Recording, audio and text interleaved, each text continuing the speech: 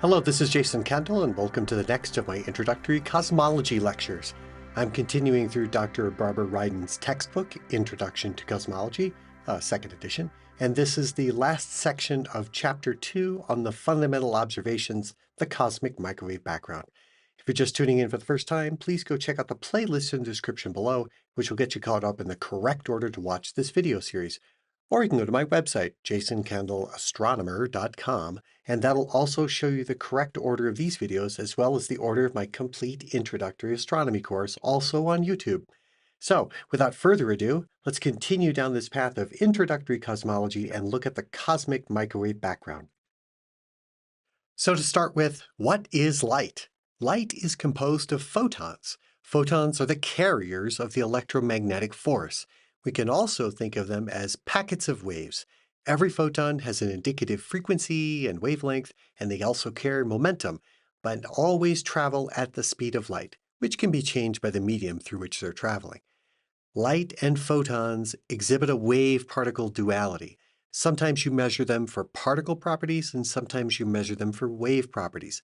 This is a big conundrum philosophically, of course, but doesn't affect our measurement of these properties. At any rate, they are produced easily by the movement and acceleration of charged particles. They're readily absorbed by electrons to make atomic transitions, and are readily emitted by electrons when they combine with a nucleus to make an atom. They also can be created by the annihilation of a particle and its antiparticle. Also, two high-energy photons can collide together in the presence of some charged particle to also create a particle and its antiparticle. So photons can be easily made and created and destroyed everywhere in the universe. Basically, if you shake a charged particle, you create an electromagnetic field, and the changes in that field are the photons. To learn more about light, please see my Introductory Astronomy lecture series about the interaction of light and matter. There's a link in the description below. Let's take a closer look at some of these properties of light.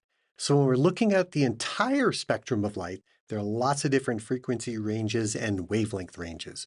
Notice that the frequencies can range from about 1,000 Hz up to 10 to the 23rd Hz. Likewise, the wavelengths can range from tens of kilometers down to 10 to the minus 15th meters, which are comparable to the sizes of atomic nuclei. This graph implicitly shows the energy of photons going from the low-energy radio photons all the way up to the high-energy gamma-ray photons.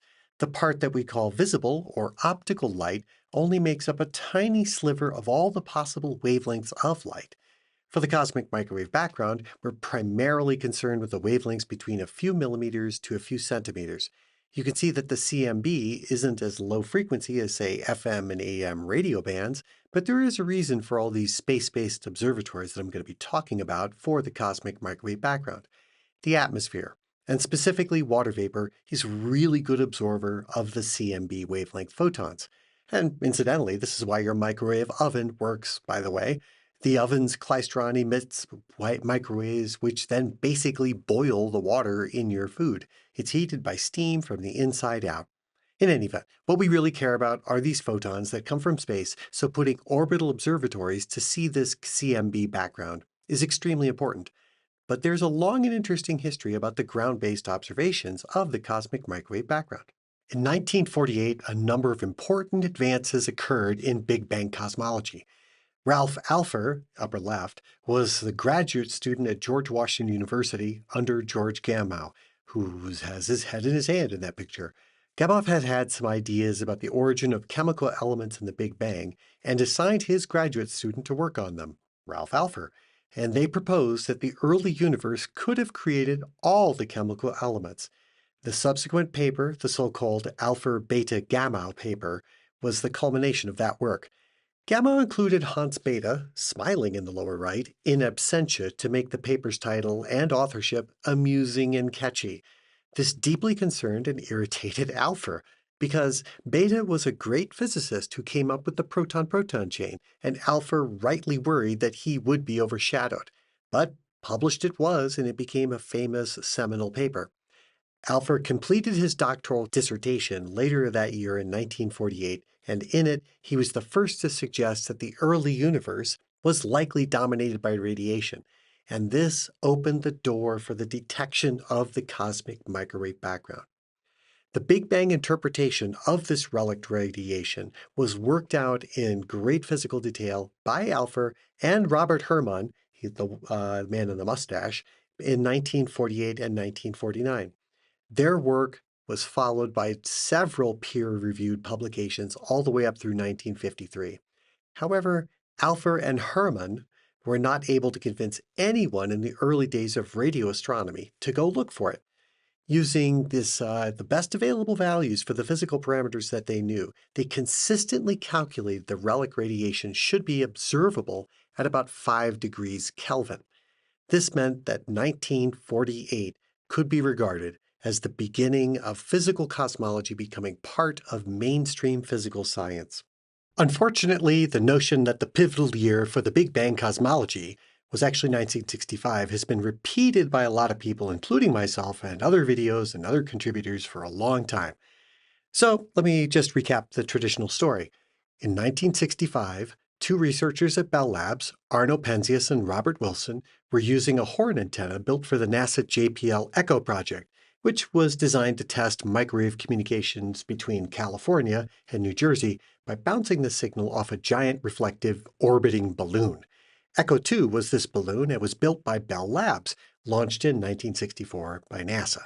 As the balloon orbited, Bell Labs built ultra-sensitive radio receivers to pick up the faint signal from thousands of miles away. Penzias and Wilson were working on such detectors. Now, they needed to model and remove unwanted interference present in the signals.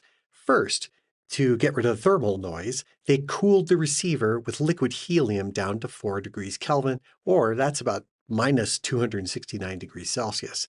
So, after they reduced their data, they found a low, steady, persistent, and quite intense background noise.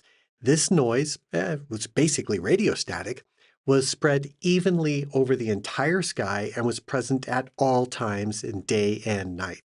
And they noted that nearby New York City was a loud radio source, but that would be time variant and preferably bright to the east, so that wasn't the cause. And then they doggedly checked their equipment to remove pigeon nests and the usual white dielectric from the antenna horn, but the noise remained. This led them to be certain that this noise, which had a wavelength of about 7 centimeters, was not coming from the Earth, the Sun, or even the Milky Way. And this last thing, because the Milky Way is a plane in the sky with the center towards Sagittarius. If it were coming from the Milky Way, then there would be a preferential brightness on the plane of the Milky Way or towards Sagittarius in general. They concluded then that this noise had to originate outside our own galaxy, although they weren't aware of any radio source that could account for it. And this is where the trip to the older stacks of journal articles would have revealed Alpher and Hermann's work from the 1940s and 1950s. Instead, they contacted Robert Dick over at Princeton, just a few miles down the road. Dick was working with a team that was independently building their own radio antenna. See, in the 1960s, Dickey and Carl Brands were working on a theory of gravity, which led them to think about the early universe. They worked with Jim Peebles to rederive the prediction of the cosmic microwave background.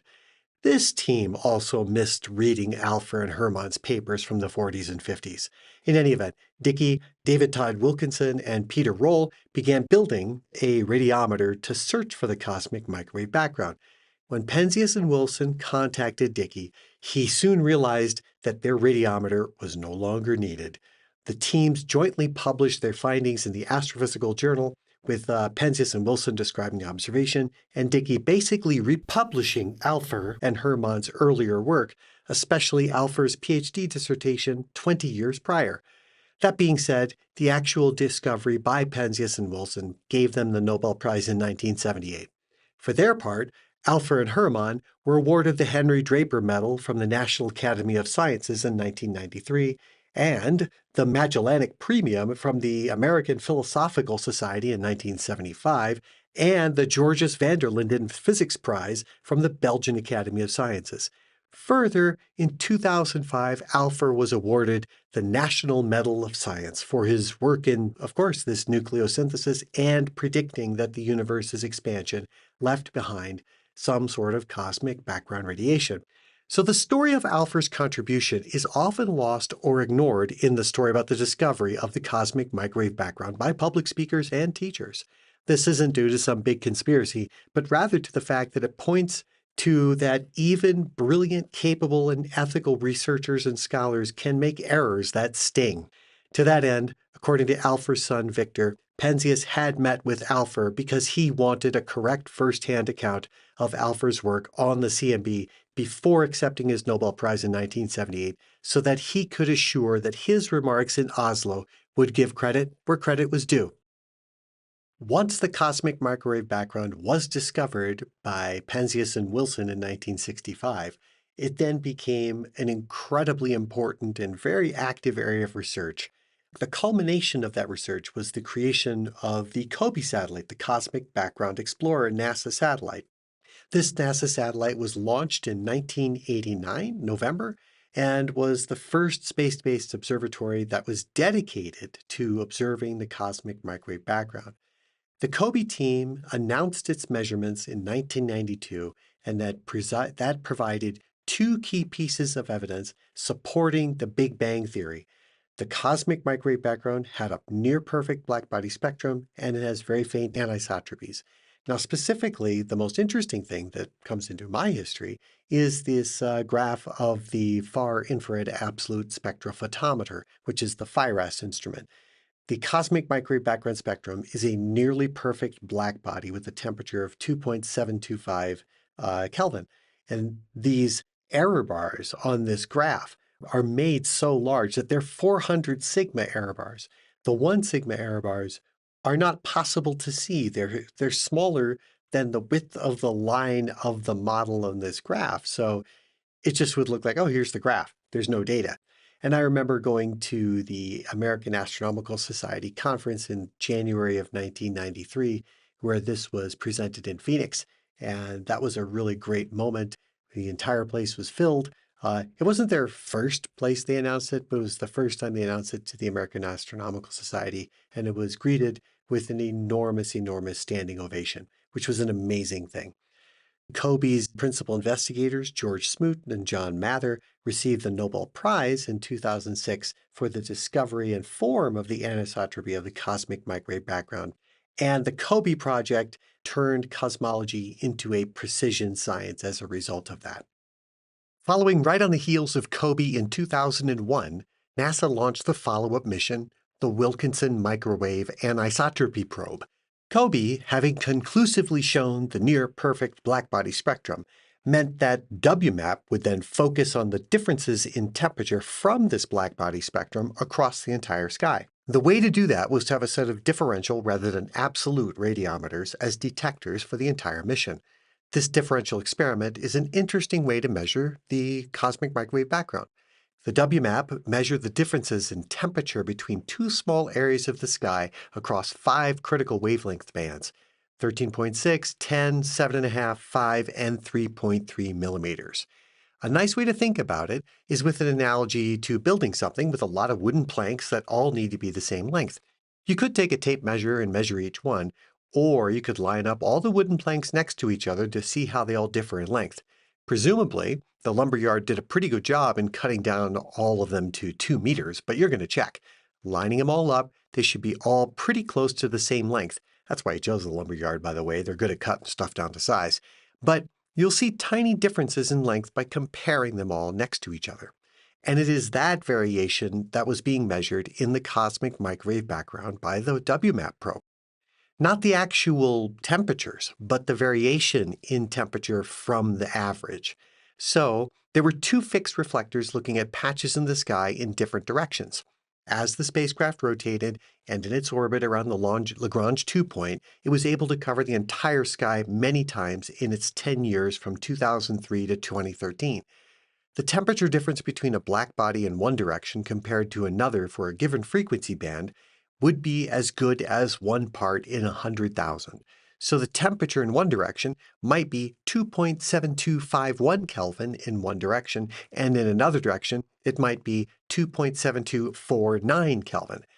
Further, COBE could only see these tiny temperature differences on very large angular size scales, But Wmap could measure these differences on much smaller angular size scales.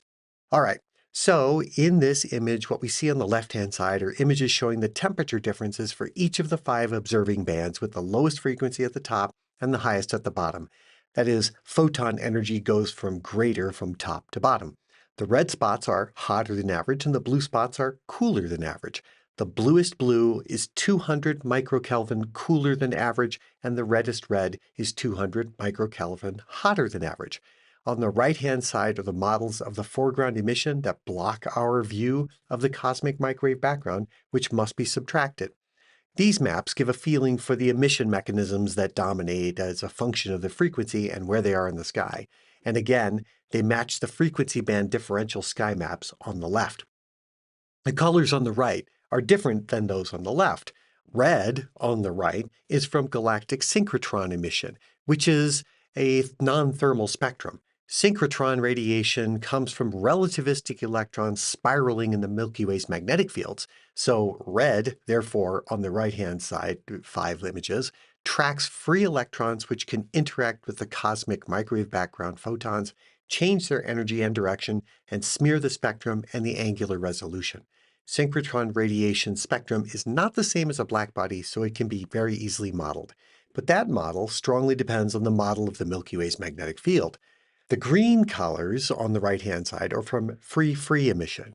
This indicates high-speed electrons passing by nuclei and either slowing down or speeding up. This is an acceleration of a charged particle, so it emits light, and such light is in the same wavelength bands as the cosmic microwave background. Notice how the green seems to be a lot lumpier? That's because this kind of emission will be in places where the electrons are ionized, such as star-forming regions or supernova remnants. So green therefore tracks hot gas.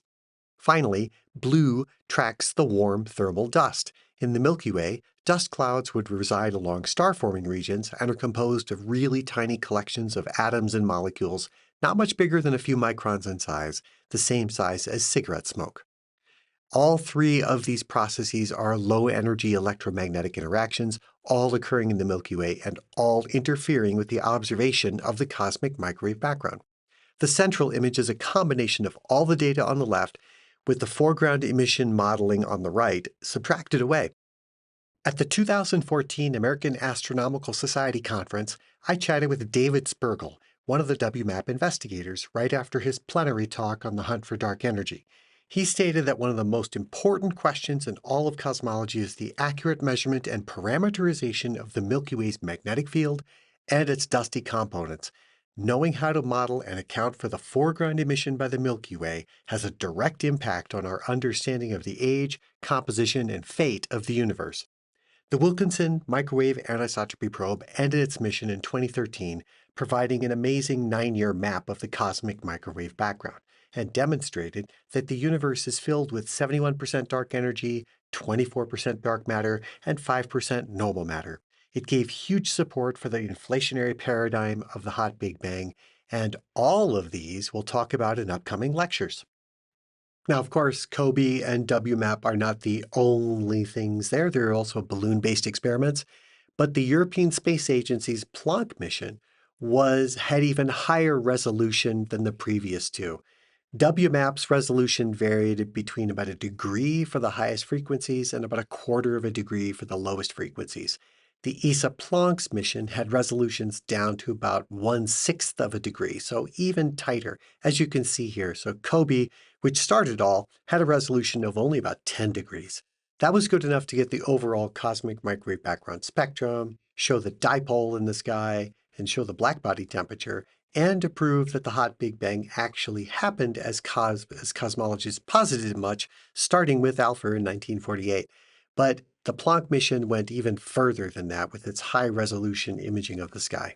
The Planck mission, which is the European Space Agency satellite that you see here, was launched in May of 2009.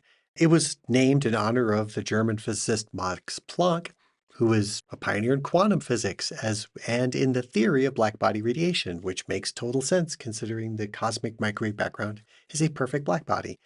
Like Wmap, Planck was positioned near the second Lagrange point. Like Wmap, Planck constructed its full map from years of data of looking at the sky. And Planck had two instruments that covered radio emissions from 9 bands, unlike Wmap's smaller complement of 5. It measured the temperature fluctuations of the cosmic microwave background to 2 parts per million at an angular resolution of about a half a degree from the lowest frequency to about a twelfth of a degree to the highest frequency. So these temperature fluctuations that you see in this picture also correspond to the density fluctuations from which the first galaxies formed. So the red is, of course, a very, very tiny, warmer area compared to the average, and blue is a cooler area compared to average. The high angular resolution and the ability to measure the cosmic microwave background's polarization allowed Planck to see what's called the Sunyaev-Zeldovich effect, which is a distortion of the cosmic microwave background caused by galaxy clusters. And it also observed gravitational lensing in the cosmic microwave background. However, more important than this really cool image of the full sky is the power spectrum of the temperature fluctuations that you see in this graph. The data in this graph are fitted by the line that has a number of input parameters. These parameters determine the shape of the line, and it is the optimization of the fit of the line to the data that tells us so much about the nature of the universe. These parameters are, first, the Hubble constant today, which is about 66.88 kilometers per second per megaparsec. Dark energy makes up about 68% of the energy density of the universe. Third, 27% of the universe is made up of dark matter. Fourth, 5% of the energy density of the universe is normal baryonic matter. Fifth, the age of the universe is 13.83 billion years. And the next one is that there are 3 neutrinos with a total mass sum of 0.23 electron volts, and this takes into account their maximum contribution to hot dark matter. And last, the total sum of all the energy densities of all the universe's contents is 1 to within 0.3%. This means the universe has a flat geometry on the largest scales. All of these we'll get into later in this course, but basically this shape, which is measured by Wmap and Planck and many other experiments, affirms the Big Bang, affirms the existence of dark energy, dark matter, the inflationary paradigm for the early universe, and shows that we live in a nearly perfectly flat cosmic geometry. Now that we've learned a little bit about the history of the cosmic microwave background and the observations that go to support the cosmic microwave background, let's summarize some of the most important elements about it. First, the spectrum that has been discovered in any direction is an almost perfect black body. Second, the temperature of that black body is exactly 2.72548 Kelvin, plus or minus 57 microkelvin. The temperature is measured to be nearly perfectly isotropic. There is a dipole anisotropy in the cosmic microwave background due to the net motion of all the added velocities of the Sun and the Earth experience embedded in the sky. That means the Sun traveling around the Milky Way falling towards the Virgo cluster, the motion of the Virgo cluster towards the Great Attractor, and potentially even the Great Attractor's motion throughout the cosmos. So we have a direction that we are going with respect to the cosmic microwave background. And finally, there are residual anisotropies in the temperature of the cosmic microwave background that are at most 1 part in 100,000 between any 2 points in the sky. These are the critical things in the cosmic microwave background. In my previous video, I talked a bit more about the nature of a black body radiation as per the particles in the cosmos, but let's do a quick review. So the wavelength of any given photon, lambda, is equal to the speed of light divided by its frequency. And photons do have energy and momentum, but of course no mass. Their energy of an individual photon is equal to Planck's constant times the frequency. And the black body energy density of photons get in a range of frequencies between a small little range, f, and up to some frequency f plus a little tiny frequency difference, df, is given by that equation you see on the top, which is the energy density of photons. And that's has this, it's dependent upon a number of constants and the frequency cubed on the top of that expression divided by the energy, HF, of a photon compared to KT, the thermal temperature. So there's an exponential, and that exponential of that HF over KT is -1, indicates boson statistics. Now we can rearrange this by saying that X is equal to HF over KT, and we get that the X cubed over EXPX -1 indicates that they're always, for every blackbody, they're always the same shape, and they're just simply changed by the scale factor of that T cubed. So if it's hotter temperature, it'll simply be this shape, but simply larger, basically by a factor of T cubed. Now, the total energy density across all wavelengths when you integrate the whole thing is 4 over c times sigma, which is the Stefan-Boltzmann constant, times t to the fourth. Or you can use A or alpha as the radiation constant there. And so the total energy density for photons goes like the temperature to the fourth power times a whole bunch of constants. The number density of photons is equal to, again, a constant times the temperature to the third power. And so that basically comes about by saying what is the energy, the top equation divided by the energy of one photon. So the peak of a blackbody spectrum is about 2.82 times kT, which is then given by the temperature. And the average photon energy is about 2.7 times kT, where kT is the thermal characteristic of the blackbody. We can now use this idea of the energy density and number density of photons to state a very interesting thing. Big Bang nucleosynthesis filled the universe with photons. Now, if we think of what the universe was like when it was only about 3 minutes old, it had cooled off enough to allow the fusion of hydrogen into helium. Prior to that, inside the first second, the photons that existed created a balance between photocreation and photoannihilation of quarks and their antiquarks, as well as leptons and their antileptons. Remember, this is what I was talking about at the beginning about how photons can be easily created and destroyed. This thermalized and fixed the blackbody spectrum of matter and light at a uniform temperature. For prior to the first microsecond, the temperature exceeded 10 to the 13th Kelvin.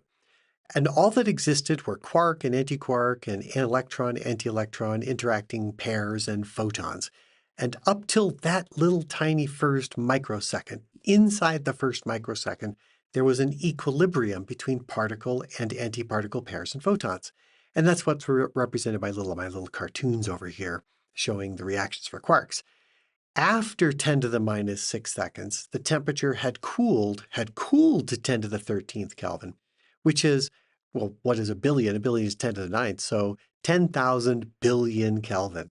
The quark-antiquark equilibrium reactions stopped, somehow leaving a tiny imbalance with quarks outnumbering antiquarks, and I'll talk more about that in a future lecture. The destruction of the quark-antiquark pairs fixed then the total number of photons in the universe, where photons then vastly outnumbered all the remaining matter. Well, whatever matter remained. The remaining free quarks combined rapidly into hadrons, primarily protons and neutrons, and very quickly, there were no free quarks in the universe, and that means that matter that we would recognize today emerged at 1 microsecond. So the state of free protons and neutrons lasted about 3 minutes, during which sometimes some of the neutrons decayed into neutrinos and electrons and more protons, and the universe cooled, meaning the photons became rapidly less energetic, as did the matter. In the background, there was some sort of non-baryonic dark matter was being formed, but that didn't participate in the nucleosynthesis processes. At about 3 minutes, the universe had cooled down to a temperature at the center of the sun, giving the nuclear reaction chains that we see here.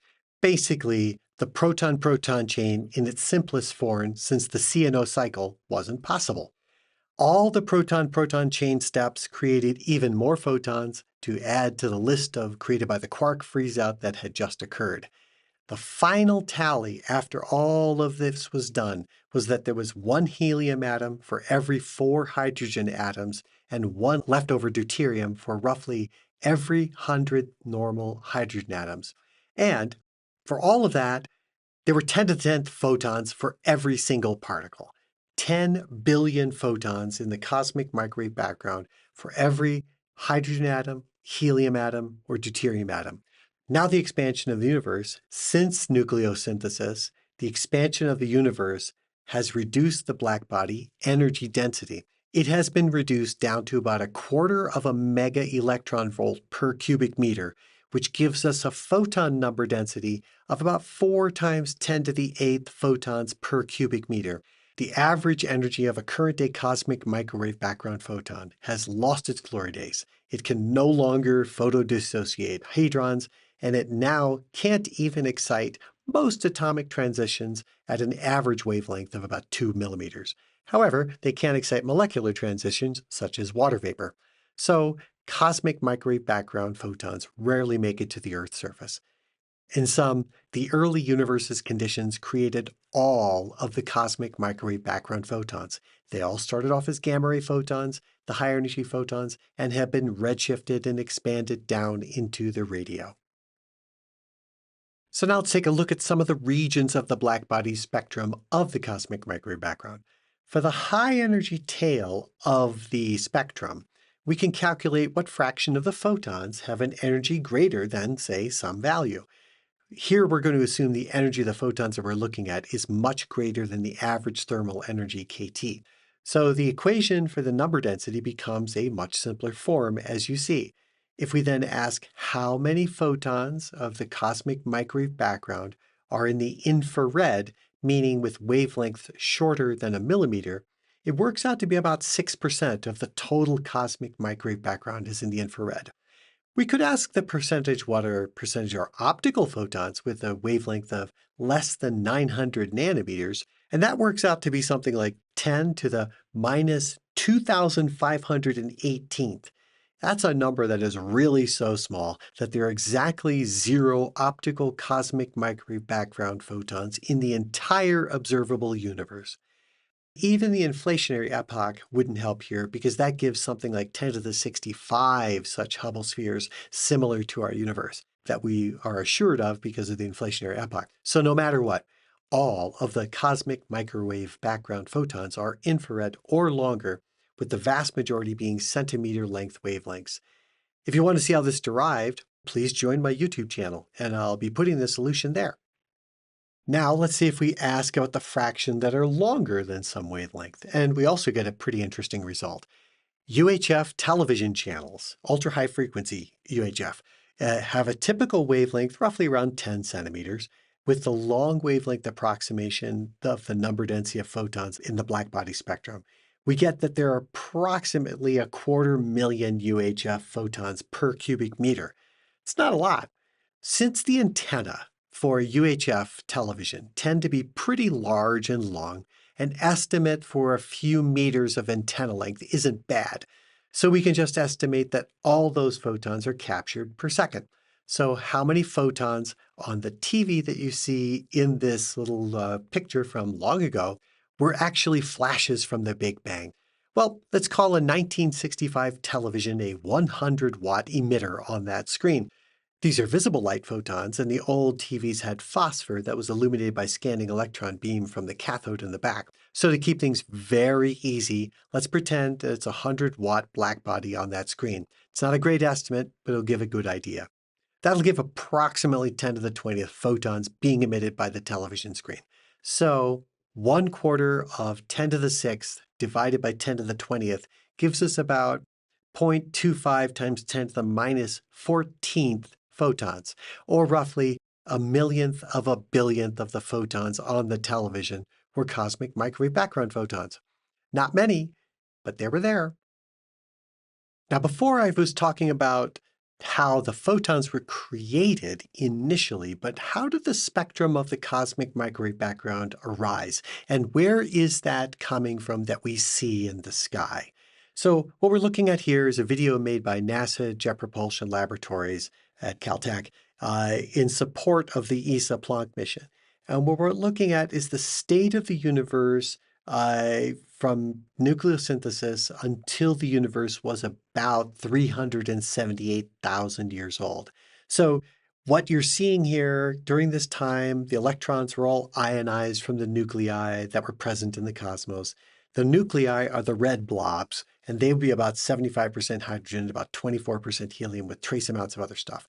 Now, the green blobs are the electrons, and they're attracted to the nuclei by the electromagnetic force.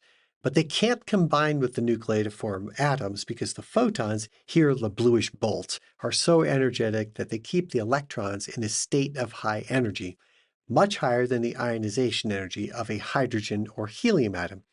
But the universe expanded and cooled until a redshift of about 1090, or a cosmic age of about 378,000 years old.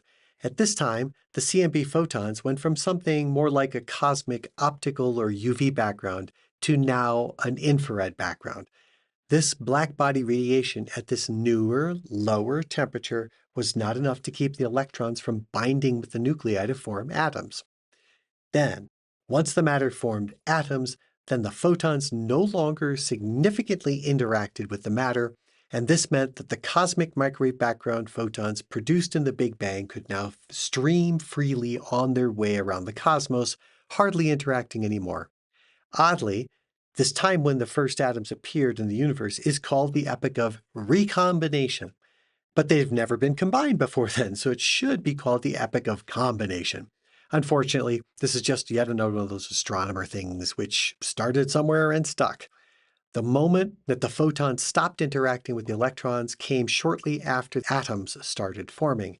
This epoch is called decoupling, where the thermal properties of the photons and matter permanently diverged.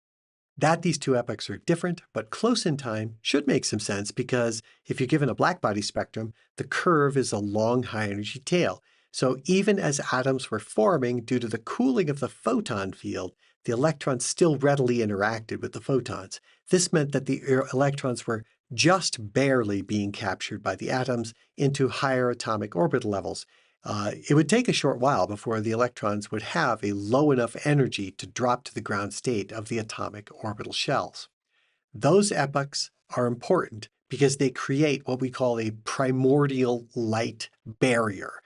Prior to this time, light so readily scattered and interacted with electrons that it basically created a fog with an extremely short mean-free path for the photons before they interacted with anything. Once recombination started, the electron number density really dropped fast, or the free electron number density dropped fast. And at some point, the photon's mean free path equaled the Hubble length. Once that happened, the photons were now on their merry way across the universe in every direction, from every place. There is no single source for the cosmic microwave background. There's no place from which they originated. They were everywhere, going everywhere in every direction. So once it cooled enough for them to make the atoms, then the cosmic microwave background sourced from everywhere. Now, the light that we see traveled to us straight for a Hubble time from every direction. Presumably, the cosmic microwave background photons that were formed where we are at are a Hubble length away from us, and some of them that were formed a half a Hubble length have bypassed us half a Hubble time ago. These photons are continuously streaming, and they are going to be streaming from everywhere in the universe. So now it's time to derive the temperature of the cosmic microwave background and how it changed with time. First, let's use the first law of thermodynamics. Well, what does this equation mean? So dq is a change of heat in the system. And whatever the system is that you wish to be talking about, whether it's a refrigerator or a cooler or an engine or the universe. dE is the change in the energy of the system, not the change in heat, the change in energy, which may be due to many sources, such as photons being created by quark-antiquark annihilation. The PDV is how much energy is mechanically put into the system by changing the system's volume under constant pressure. Next, we assume that the universe constitutes a closed system, meaning that no heat flows into or out of the universe. So what do we mean by heat? Heat is a measure of the change of temperature in a system. So when you place one system in contact with another system, than if that other one has a different temperature, meaning you place a hot something next to a cool something, like a hot iron skillet next to a hand, the hand will heat up and you will say, ow. So that will show that there's a temperature difference, which means there will be heat flow from the hot thing to the cool thing. And since the universe isn't, quote, touching another system, that would tell us that dq is equal to 0. So that's a kind of a funny way of talking about it. The universe is isolated and will be called an adiabatic system. Next, with that idea, then we can rearrange the first law and make the change that we're measuring for energy and volume and not pressure to be functions of time. So the dE dt is the rate of change of energy through time, and likewise dV dt is the change of volume through time. P of t is the pressure's explicit function of time. Well, remember, we call dq equals 0 to be adiabatic, meaning there's no exchange of heat with the surroundings, so we got rid of that and just simply rearranged. Now we need an expression for the energy. We can use that the energy density of a black body that we've been playing around with in the previous slides, and the volume V. That works out to be A, which is the radiation constant, times T to the fourth, or the temperature to the fourth, times the volume. So we really only care about the temperature here because A is the radiation constant. So we only care about that. Next, we can use the expression for the pressure due to black body radiation. That's 1/3 of the energy density. Normally, we think of pressure as a quantity directed against some surface. For a star, we visualize the outward pressure of the radiation against the surface that is opaque to the radiation and scatters it backward. And when the geometry is analyzed for all the incident photon angles upon a, quote, surface, it yields that 1/3 factor. So the radiation pressure is then 1/3 of the integrated photon energy density. So why do we use this for the universe? We're making a rather simplistic assumption that the surface of the universe is the size scale of the observable universe. Thus, it is a wall, even though it's not really a wall. It's just a sphere with the diameter of the Hubble length. But there's no boundary to the cosmos, so we can think of an infinite universe pushing against an infinite number of Hubble length size other observable universes intruding on ours. But no matter what, the radiation pressure due to an isotropic and homogeneous photon field will be the same everywhere. Therefore, every place in the universe is a surface which is being pressed on by the cosmic microwave background.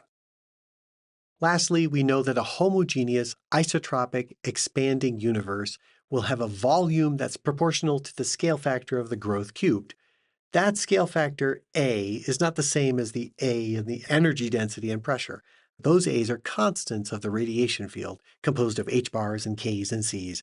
The scale factor, A, is purely a geometric function of time. Now we can take the expressions for the energy E, the pressure P, and the volume V and ram them into the equation above and take their needed derivatives with respect to time. When we do that, we get this really hairy-looking equation, right? Okay, remember that E was a function of temperature and volume. So the thing in the big parens is what we get when we apply the old 101 calculus product rule to a pair of functions of time. The right-hand side is much more compact with the substitution of the radiation pressure. On the second line, I've collected all the terms and canceled all the constants. And so we've ended with 1/t dt equals minus 1/3 over v dv dt. Okay, so now what I'm going to do then is plug v proportional to the scale factor cubed to get the next piece, which is kind of nerfy looking on the right. And so we've got at cubed and dat cubed, which is kind of ugly. But if we then take the derivative of that scale factor, we then get rid of that factor of 3, and we're left with a dA dt over a. And we don't get rid of the minus sign yet. Looking only at the first and last parts of this big equation string, and remember our college calculus, where 1 over something times the derivative of that something is the same as the derivative of that something's natural logarithm, it makes the easy-looking equation that we see here. We have to have 1 over t dt dt and 1 over a dA dt. Those are both natural logarithm derivatives. Integrating both sides and not worrying about constants of integration, we find that the temperature varies as the inverse of the scale factor. The larger the universe becomes, the lower the temperature is. Now, with the proper integration and using the standard that the scale factor of today is by definition 1, we get this simple formula that you see. Another one of my videos, I show you how the redshift is inversely proportional to the scale factor. At a redshift of 0, we're at a scale factor 1. At redshift 999, the universe was 1,000 times smaller, which leads us to the following interesting thing. We can calculate the temperature of the epoch of recombination using the Saha ionization equation. The Saha equation measures the state of ionization of the gas of particles, here protons and electrons, at a given temperature and pressure. I'll go into the Saha equation in later videos. But during the time of recombination, the universe had a temperature of just shy of 3,000 Kelvin.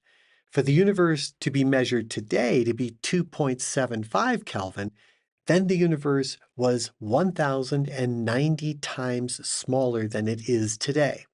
The Hubble length at recombination, therefore, was only 13 million light years, which is much closer than the current distance to the Virgo cluster galaxy at 65 million light years.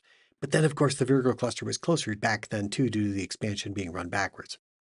But what's most interesting about the time of recombination is that the cosmic microwave background was a cosmic infrared background.